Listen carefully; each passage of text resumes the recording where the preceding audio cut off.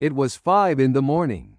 The green glow of the instrument panel was the only light in the world. My hands were shaking. I didn't try to stop them. Shaking meant I was still alive. Outside the cracked windshield, mountains sat like dark giants in the blackness. And beside me, my daughter Jisoo sat with her knees pulled to her chest. Eyes closed, breathing. That was all. This story is a fictional reconstruction based on real testimonies. Names, places, and details have been changed. But the pain has not. If you were me, could you walk away from everything you built? In a single night? I did.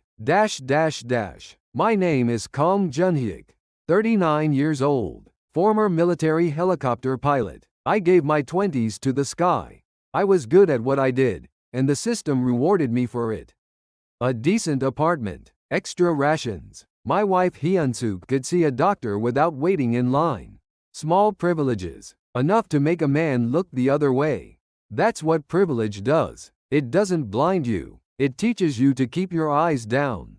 My daughter Jisoo was 12 when she climbed into my lap and asked, "Dad, can I be a pilot like you?"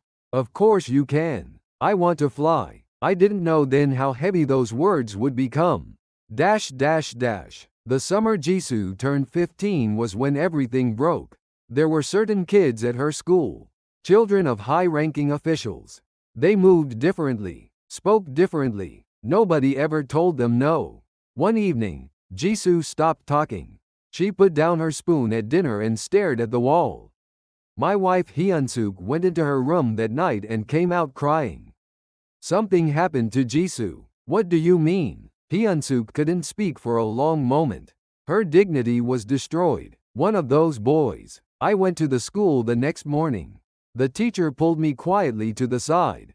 "Comrade Kang, it would be better to handle this quietly." "Quietly? You know whose son he is." I knew. A senior official's child. And in that moment I understood something I had always known, but never let myself believe. There was no justice here. There never had been. I had simply chosen not to see it. That night, someone from the security bureau called. "Comrade Kang, come outside for a moment." Cold voice. No face I recognized. "What is this about?" "Just come. It won't take long." 2 hours later they let me go.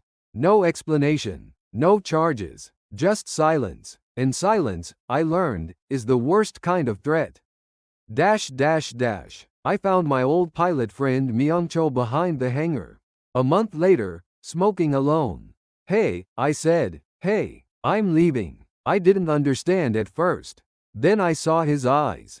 "Are you serious?" "Dead serious." "Your kid?" "I'm taking her. I'm not leaving her behind." "Would you have said yes? If your oldest friend looked at you like that?" I went home and told Hyunsuk. She listened without moving. Then she asked one question. "Can Jisoo have a life here?" That was the decision. We planned for 3 weeks. Hyunsuk knew the aircraft mechanics better than anyone. We spoke to no one except Myungchul. We chose a date. Those 3 weeks were the longest of my life. Every morning I went to work and acted normal. Filed papers, ate lunch, laughed at someone's joke, and underneath all of it, a clock was running. The night before, Jisoo came to me. "Dad, yeah, I want to be a doctor." "Since when?" "I want to save people. People like me." I nodded. My eyes burned. I didn't cry. "You will be." That was all I said. The night before we left, Myungchul told me he couldn't come. His mother had been detained. Someone had noticed something. "Go," he said. "You go. What about you?" He smiled. The kind of smile where only the mouth moves.